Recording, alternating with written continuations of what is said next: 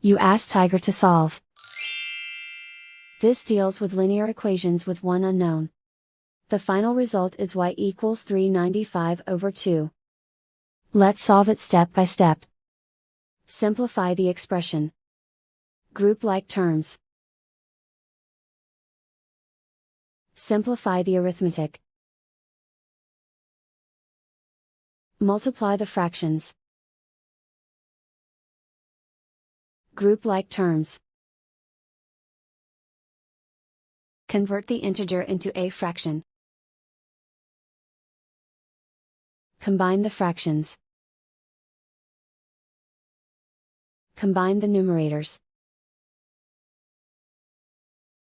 Group all constants on the right side of the equation. Add 35/2 to both sides. Combine the fractions. Combine the numerators. Reduce the zero numerator.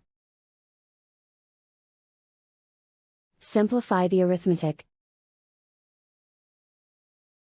Convert the integer into a fraction. Combine the fractions. Combine the numerators. And so the final result is y equals 395/2.